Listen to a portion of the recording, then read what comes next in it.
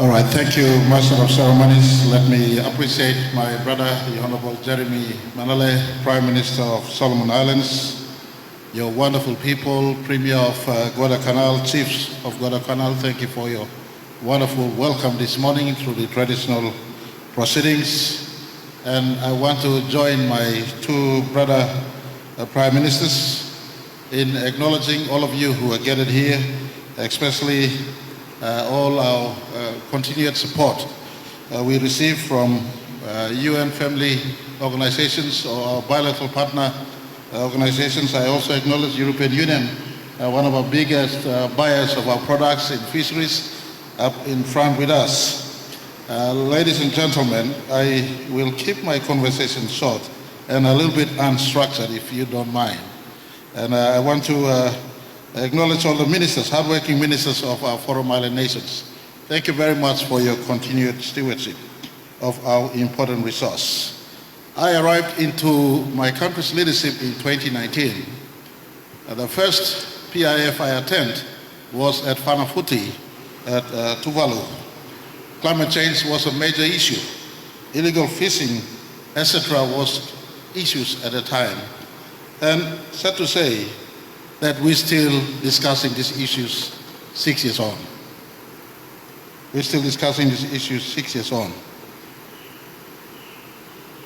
When we talk about sustainability, and I am happy I was at the last PIF when General Secretary His Excellency Guterres came and spoke that Pacific Islanders are great examples of stewardship on resources and ocean. The conversation on stewardship really, in my view, should not be mentioned here. Should not be mentioned here. Pacific Island member nations are great stewards of ocean resources. They have minimal carbon footprint on the face of planet Earth. They experience, they're the first that our SIDs experience sea level rise that affects them and their economies and their people. Papua New Guinea is a big land nation, but we have over 600 small islands in our country. Nissen and Catharas and Modlog were the first to be recognized as climate change refugees some 5, 6, 7 years ago. We have been stewards of our oceans, yet we are unfairly victim of climate change, global temperature rise, a result that is born from industrialization.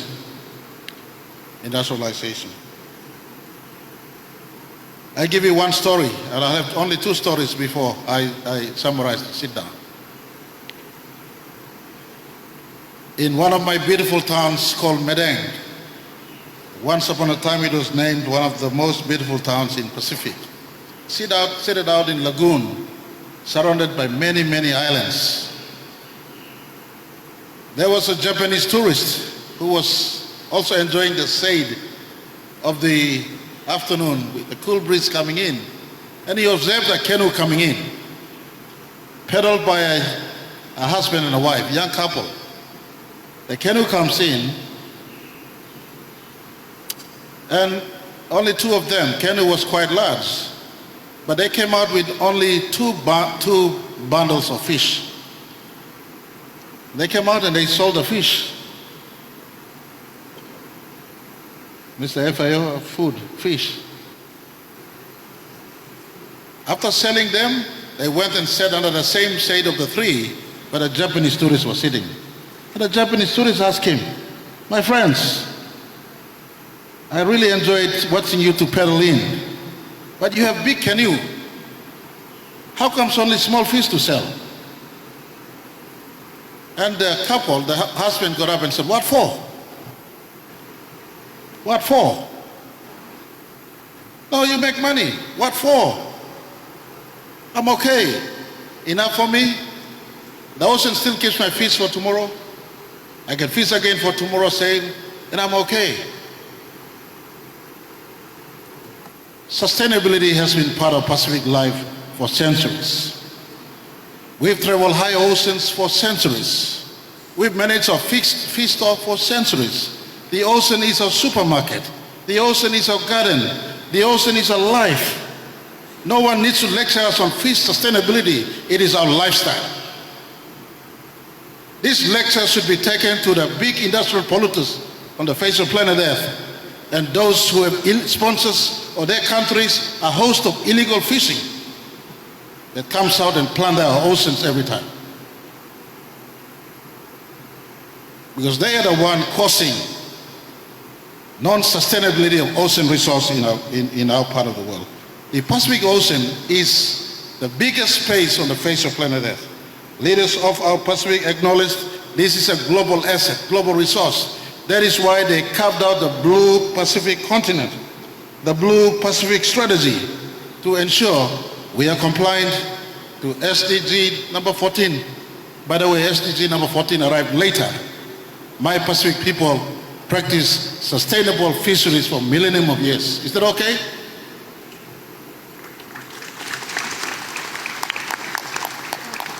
They practice sustainable fisheries. SDG 14 arrived in 2015. As we march to 2030, I wonder how many SDGs all nations on the face of the planet, especially the big polluters, the big holders of carbon footprint, USA, China, Japan, India, Europe, all of you are partners sitting here with us. You have caused sea level rise, not my Pacific. And if there is any sense of morality left in you, take this message back to your countries. The ocean, a big asset of planet Earth, that is a carbon sink, that is a supermarket, that is a superhighway for all your ship and submarines, needs help. And in the context of fisheries, please assist us. Assist us with technology to stop illegal fishing. That is depleting our fish. I joined my two brothers who advocate earlier for us to subscribe to living below 1.5 degrees Celsius. That is chasing our fish away from our Pacific Ocean. We have been practicing sustainable fisheries for so long. I tell you another story. The reason why we are together in this, one Pacific in this, is because fish is a migratory species. I'm no expert in fish. My minister, the Honorable Jelta Wong, is a strong advocate of this. He's an expert in fisheries sitting amongst in my cabinet. Fish is a migratory species. I'll tell you my last story about something that happened in a northern town of PNG called Wewak. There was a soldier from the eastern part of my country, a Polynesian-looking soldier, who goes out every afternoon fishing. The villagers also go out and fish, my three brothers, but the Polynesian-looking guy comes out, he's from Samarai, we call the place Samarai. He comes out with the biggest catch every day. And the locals complain, you brought your black magic to fish in the waters, and you're getting more cats than we are getting the cats. Can you stop fishing? And his response, they took him out to a village court. The community came around and they said, you better stop fishing in the waters. And he said, hang on, I don't go out with my hooks. I go out with my spears. And every time I'm diving inside, I ignore fish that belongs to your part of the country, and I only shoot fish that belongs to my part of the country. He understood the concept of fish as a migratory species. And so we are in this together. Fish migrate from one water to another. I want to point on some statistics. I asked this question myself. I became Prime Minister in 2019, and I'm still here. My special forte is fighting for my country's resources, and that includes fish. My GDP per capita is amongst the lowest, maybe because I got over 10 million people living in a big island country. But even then, the volume of resources in my country, including fish, cannot make me remain penniless or poor in my own ocean or in my own country. PNG is amongst the lowest per capita. But PNG aside, PNG's got 10 million people, so maybe the mathematics equals out with the ratio of my population. But I pick, and I became Prime Minister 2019. This is 2018 statistics. I deliberately brought up 2018 statistics so that each of you, Pacific Island leaders, Forum Secretariat, my brother, His Excellency Wanga, not everybody outside but us, go back to your respective countries and check your statistics. Kiribati, my brothers from Kiribati, I sympathize with you. Maybe your statistics has improved. You have the biggest EEZ in our country, in our Forum Island nations. Kiribati's EEZ, my eyes are falling on me now. I just want these numbers to ring home something in our mind. 3.5 million square kilometers. Second is Papua New Guinea at 3.1 square kilometers. The statistics, this is a World Bank statistics. Kiribati, with only 116,000 people in 2018, your per capita GDP stood at $1,625. Now I ask this question, why? Big fish, big resources, supermarket, super ocean, where resources are harvested. Why are you amongst the lowest? Why are we amongst the lowest in the world, so to speak? Is it because we are SID? I beg to differ. We are a big ocean nation.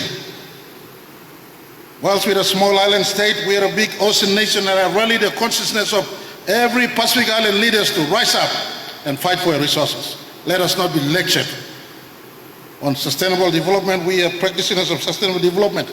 It is time, all of you are partners on the table. China, Australia, our own Australia, you help us, I want to say thank you. USA, Japan, Philippines, Indonesia, Thailand, stop your illegal fisheries in our waters. Stop it. Hello, any Pacific Islanders listening out there? Stop illegal fishing by these illegal fishers who come out from these nations. Because they exacerbate unsustainable fisheries in our waters. Solomon Island doesn't have the capacity to plunder Solomon Island waters. Papua New Guinea doesn't have the capacity to plunder my waters, let alone Pacific. All the small island nations do not have capacity to plunder their oceans. The plunder is taking place by illegal fishers, and I want to ask United Nations, advocate for stopping of illegal fishing in our waters. Papua New Guinea is going out sinking boats now. If I catch illegal fishing in my country, I will sink all the boats. I will sink all the boats. I've signed up defense cooperation with USA already. A bigger part of the intent is to assist with US military to sink all illegal fishing in my waters. And I speak as the second biggest holder of EEZ in this family of nations. So let's stop illegal fishing. That will, in a big way, cease the plunder of resources and enable us to have sustainable fisheries management in our Pacific. Secondly, and only second, let's use our combined muscle to continue and advocate for climate change issues and for temperature to be contained so we can remain a good habitat for tuna, for we are above 50% of tuna producers on the face of planet Earth and other marine resources that is contained in our blue Pacific continent. I want to say the East New Britain Initiative is nothing but all about sustainable resource management. The export of unregulated fish out of our waters must stop. For PNG, one day soon, at September 16 this year, we will announce that no catch in our waters leaves our waters. All catch will be brought back into our country to be assessed and processed in our country. For the Melanesian nations like Solomon Islands, Vanuatu, Fiji, where we have sufficient land, let us rally. East New Britain Initiative is all about giving land to our Micronesian and Polynesian, especially Micronesian, the PNA nations who may have fish, but they need land to process their fish. It is about time these foreign nations move towards stopping export of direct fish and process in our own countries. And together we can monitor how much we catch and how much we export to the world market out there that needs food the greatest. Thank you very much.